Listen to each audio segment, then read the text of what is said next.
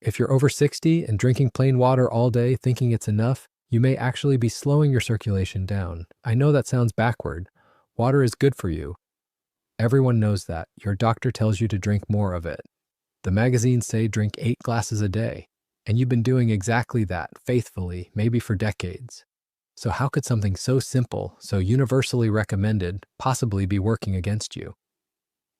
Here's what I've learned after 25 years of sitting across from patients over the age of 60, watching them do everything right on paper and still complain about the same things. Cold hands that never seem to warm up no matter how many layers they wear. Legs that feel heavy by noon like they're carrying twice their weight. That low, persistent fatigue that sleep doesn't fix. A brain fog that rolls in by mid-afternoon and doesn't lift. These aren't just the inconveniences of getting older, these are signals.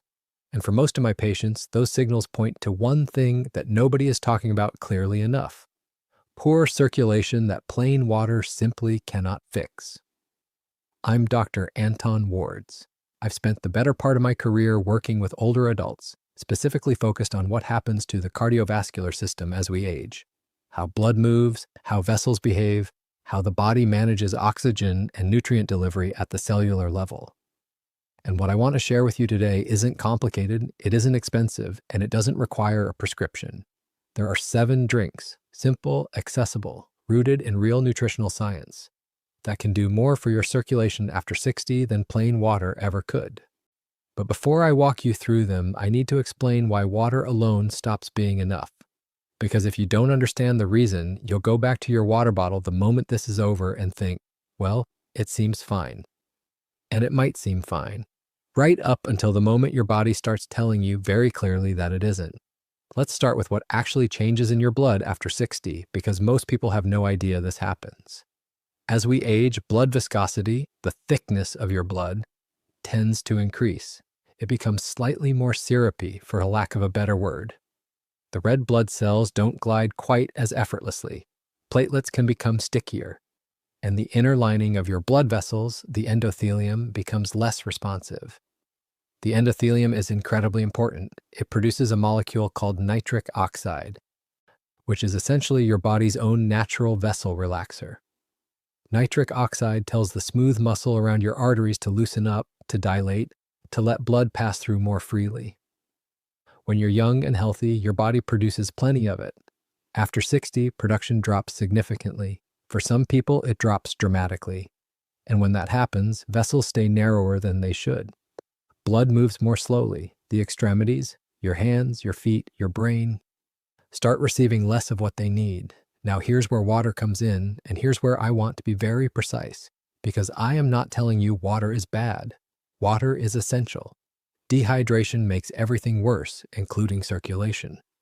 But water, plain, still water, does something very specific. It hydrates. It restores fluid volume in the blood when you've lost it through sweat or respiration.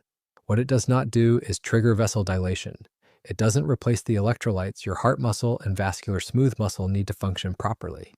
It doesn't carry the polyphenols or flavonols or nitrate compounds that actually signal your blood vessels to open up and relax.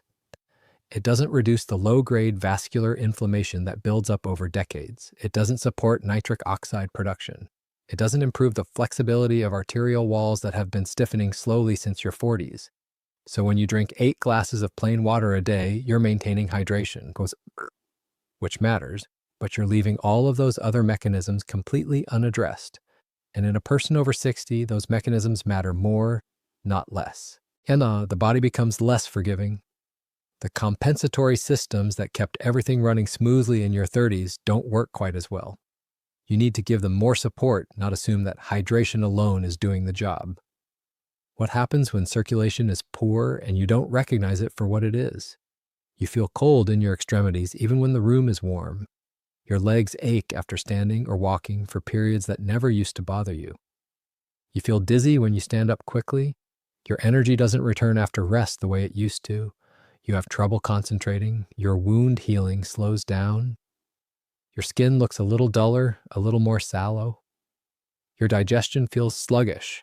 These aren't random complaints, and they're not simply the price of aging. They are the downstream consequences of blood not moving the way it should. And when I see patients come in with this cluster of symptoms, cold hands, heavy legs, fatigue, fog, the first conversation I have with them isn't about medication, it's about what they're putting in their body every single day, starting with what they drink. So let's talk about the 7 drinks. I want to be clear that these aren't folk remedies or wellness trends. Each one of them has a specific mechanism, a reason grounded in physiology, for why it supports circulation in ways that plain water does not. And together, or even in combination of 2 or 3, they can make a measurable difference in how you feel. We'll start with what I consider the foundation, the simplest possible upgrade you can make, and the one that requires almost nothing. Warm lemon water with a small pinch of salt. Now, before your eyes glaze over because you've heard about lemon water 1,000 times, I want you to hear me out on the salt, because that's the part most people skip and the part that actually matters here. When we talk about circulation, we're really talking about blood volume and blood pressure working in harmony. Blood is roughly 55% plasma, which is mostly water. When plasma volume drops, even slightly, the heart has to work harder to push blood through. In older adults, the kidney's ability to retain sodium becomes less efficient, meaning you can lose electrolytes more readily than you did when you were younger. A very small amount of sodium, I'm talking a pinch, not a teaspoon, added to warm water in the morning helps restore that electrolyte balance before you've eaten anything. The lemon adds vitamin C, which supports the health of blood vessel walls, and the warmth itself has a mild vasodilatory effect. The body responds to warm liquid by slightly relaxing peripheral vessels, which is why a hot shower can temporarily ease cold hands and feet. This is the simplest morning ritual I recommend to every patient over 60. It doesn't replace anything complicated. It just gives your circulation a gentle, intelligent start to the day. But the foundation is just the beginning. If the lemon salt water opens the door, the next drink I want to talk about kicks it wide open. Beetroot juice. And if you've never tried it, I want you to set aside whatever preconceptions you have about the taste, because the mechanism here is genuinely remarkable. Beetroots are extraordinarily high in inorganic nitrates. When you consume those nitrates, your body converts them through a bacterial process in your mouth, actually, which is one reason you should never rinse with antibacterial mouthwash right after drinking beet juice, into nitric oxide. That molecule I mentioned earlier, the one that relaxes your blood vessels, the one that declines with age, you are essentially giving your body the raw material to produce more of its own natural vasodilator. Studies looking at older adults with elevated blood pressure have shown that consistent beetroot juice consumption can lead to measurable reductions in systolic blood pressure. The vessels dilate, blood moves more freely, oxygen delivery improves. The effect on peripheral circulation, meaning the blood flow to your hands, your feet, the smaller capillary networks throughout your body, is one of the most impressive I've seen from a single food or drink. Some patients who struggled with chronically cold feet for years have come back and told me with genuine surprise that after a few weeks of beetroot juice, they're noticing a difference. I'm not saying it's a cure. I'm saying the mechanism is real, the effect is measurable, and it's a glass of juice that costs less than $1. That's a remarkable ratio. Now, some of you are going to need the next one more than anything else I mentioned today. If your feet are always cold, if your hands go numb or tingle, if you feel that sluggish, heavy sensation in your legs that gets worse as the day goes on, I want you to pay very close attention to ginger tea. Ginger has been used medicinally for thousands of years. And I mention that not to appeal to tradition, but because when something persists in medical culture for that long, there's usually a physiological reason. In the case of ginger in circulation, the relevant compounds are gingerols and shogaols, bioactive molecules that have a direct warming effect on peripheral blood vessels. Ginger improves what we call peripheral circulation, meaning the flow of blood to the very outer reaches of your body, your toes, your fingertips, the skin. It does this partly through a mild vasodilatory effect and partly through its anti-inflammatory properties. Chronic, low-grade vascular inflammation is one of the major contributors to poor circulation in older adults, and ginger is one of the most powerful dietary anti-inflammatories we have access to. Drinking a cup of ginger tea, real ginger, either fresh sliced root steeped in hot water or a high-quality ginger tea, in the afternoon or evening has a noticeable warming effect that isn't just comfort. It's actual improved blood flow. For anyone dealing with Raynaud's phenomenon, which causes extreme sensitivity to cold in the extremities and is more common in older adults than most people realize, ginger tea is something I recommend consistently as a supportive measure. The fourth drink I want to talk about is one that many of you probably already have a relationship with, and I'm glad to be able to tell you to keep drinking it: green tea. The cardiovascular benefits of green tea are among the most studied in nutritional science, and the evidence is genuinely compelling. The relevant compounds are catechins, specifically a catechin called EGCG, epigallocatechen gallate, which are powerful antioxidants with a particular affinity for vascular tissue.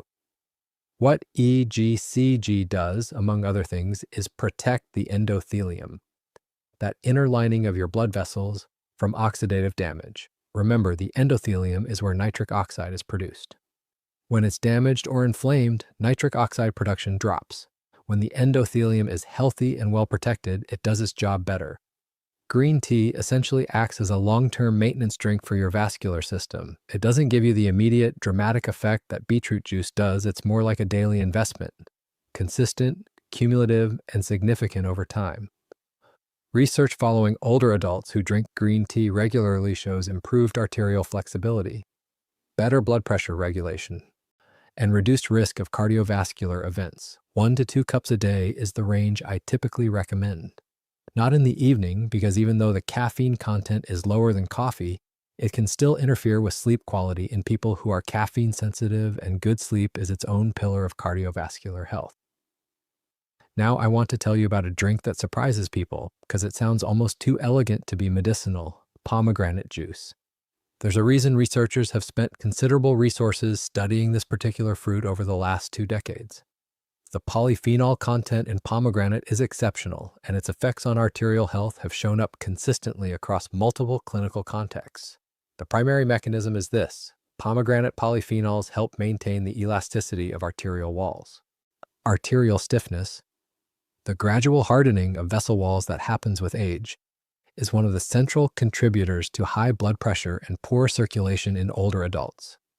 When your arteries are stiff, they can't expand and contract the way they should with each heartbeat. Pressure builds, blood doesn't move as efficiently, the heart strains. Pomegranate compounds appear to counteract this process by reducing oxidative stress in the arterial wall itself and by supporting healthy blood pressure balance. Some researchers working in cardiovascular nutrition have described pomegranate juice as one of the most potent dietary sources of vascular support available. And while I'm always cautious about superlatives in medicine, the evidence does justify the enthusiasm. A small glass, 4 to 6 ounces, a few times a week is sufficient.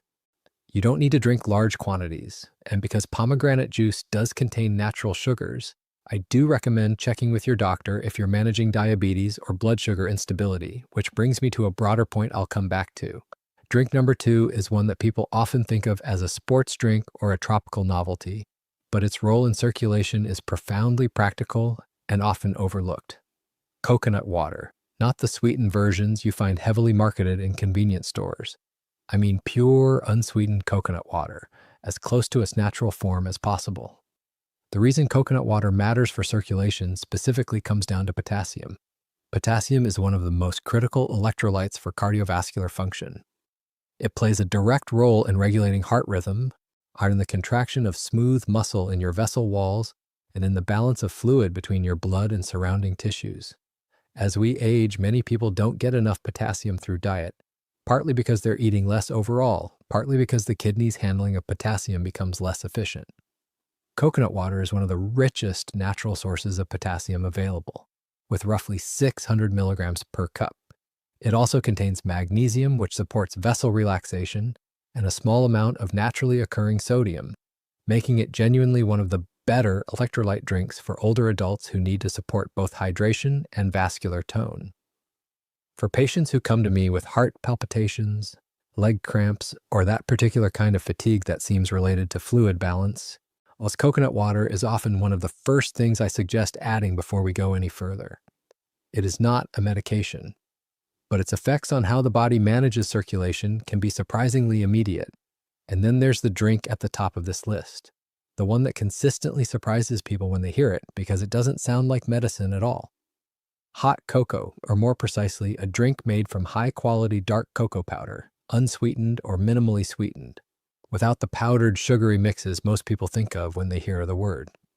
The active compounds here are flavanols, specifically cocoa flavanols, which have been the subject of serious cardiovascular research for the last 20 years.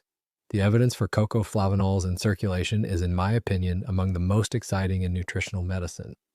What cocoa flavanols do, with remarkable consistency across studies, is improve endothelial function. They increase nitric oxide production. They reduce arterial stiffness. They improve blood flow velocity, particularly in the small blood vessels, the capillaries and arterioles that supply the brain and peripheral tissues. There's a growing body of research specifically looking at cocoa flavanols and cognitive function in older adults. And the hypothesis driving that research is exactly what you'd expect. That better cerebral circulation translates to better cognitive performance. One study that received considerable attention showed that older adults who consumed cocoa flavanols daily for several months demonstrated improvements in memory tasks compared to a control group. The researchers attributed this largely to improved blood flow to the hippocampus, the memory center of the brain. Now, I want to be careful here because I'm not telling you that a cup of cocoa will reverse memory loss or prevent dementia. What I'm telling you is that the mechanism is real, the compound is safe and accessible, and for an older adult who is concerned about staying sharp and mobile and energized, there are very few things with a better cost-to-benefit ratio than a well-made cup of dark cocoa in the evening. And it's genuinely enjoyable, which matters more in medicine than people often acknowledge. The best health habit is the one you'll actually do. Before I give you a practical daily routine, I want to address the mistakes I see most commonly, because even well-intentioned people make them and they undermine everything else. The first is drinking too much plain water in isolation and neglecting electrolytes. I see this particularly in people who've been told to drink more fluids and interpret that as drinking more plain water around the clock. Overhydration without adequate electrolytes can actually dilute the sodium in your blood, a condition called hyponatremia, which can cause dizziness, confusion, fatigue, and cardiovascular instability. For older adults, this risk is real and underappreciated. You don't need enormous quantities of water, you need adequate hydration with appropriate electrolyte support. The second mistake is reaching for commercially sweetened versions of the drinks I've described. Pomegranate cocktail with 30 grams of added sugar. Beet juice blended with apple juice at a 70-30 ratio. Cocoa powder mixes designed primarily around taste with minimal flavanol content. These products aren't useless, but they undermine the benefit by adding a glycemic load that can increase inflammation, contribute to blood sugar instability, and over time compromise the very vascular health you're trying to support. Read labels. Buy the simplest, most whole food version of each drink available. The third mistake is timing. Drinking everything in the morning or everything late in the evening, or drinking caffeine-containing options like green tea too close to sleep. Timing matters. Your body's fluid and electrolyte needs shift throughout the day, and distributing your circulation-supporting drinks across the day will give you more consistent benefit than clustering them. Here's the simple, practical routine I recommend to my patients. In the morning, before anything else, warm lemon water with a pinch of good quality salt. This takes 2 minutes and costs almost nothing and starts your day with both hydration and electrolyte restoration. Around mid-morning or at lunch, either a small glass of beetroot juice or a cup of green tea, depending on whether you want the more immediate vascular effect of the beets or the longer-term antioxidant support of the green tea. In the afternoon, coconut water, particularly if you're active during the day or if you tend to feel your energy drop in the mid-afternoon hours. And in the evening, either ginger tea or that dark cocoa drink. The ginger if you run cold, if your feet bother you, if you have inflammation or joint discomfort. The cocoa if your concern is more cognitive, or if you simply want something warming and slightly indulgent that also happens to be genuinely good for your vascular system. And pomegranate juice a few times a week, slotted wherever it fits comfortably into your routine. You do not need all 7 every single day. That is not the point. The point is that when you begin replacing some of your plain water with 2 or 3 of these drinks, done consistently, you are giving your circulatory system the tools it cannot make from water alone. You're providing nitrate precursors for nitric oxide production. You're restoring electrolytes. You're delivering polyphenols and flavonols that protect and support vascular tissue. You're reducing low-grade inflammation. You're helping arterial walls stay flexible. These are the mechanisms. They work together. And in an aging body that needs more support, not less, they make a difference that you can feel. Let me close with something I say to patients who are skeptical, who've been managing their health for decades and are tired of being told yet another simple thing will change everything. I understand that skepticism. I share it. I've watched too many health trends promise dramatic results and deliver disappointment. But what I'm describing today isn't a trend. The mechanisms I've walked you through, nitric oxide, arterial flexibility, endothelial function, electrolyte balance, these are foundational cardiovascular physiology. They're not disputed, they're not fringe, and the drinks that support these mechanisms aren't exotic or expensive. They're ginger, they're beets, they're cocoa. They've been part of human diets for centuries, and now we have a much clearer picture of why they worked. Better circulation after 60 isn't about adding years to your life, although there's a reasonable argument that it does that too. It's about the quality of the years you're living right now. It's about walking to the end of the block without your legs feeling like lead. It's about standing up without that dizzy swoop of blood pressure drop.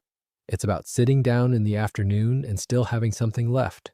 Still feeling like yourself, still thinking clearly, still feeling warm and present and engaged in your life. That's what blood flow gives you. That's what these 7 drinks support. And that's worth 2 minutes in the morning and a cup of something warm in the evening. If you're over 60, I want you to try just one of these this week. Start with whichever one felt most relevant to your own experience today. If you're always cold, start with ginger tea. If your energy is the problem, start with beetroot juice. If you want the long game, the daily investment in vascular health, start with green tea in the morning and a cup of dark cocoa at night. Pick 2. Do them consistently for 2 weeks. And pay attention, not to dramatic transformation, but to the quiet, cumulative feeling of a body that's getting a little more of what it actually needs. In my next video, I'll walk you through 3 common foods that actively block circulation. Foods that many people over 60 eat every single day without realizing what they're doing. Some of them are going to surprise you. Make sure you don't miss it.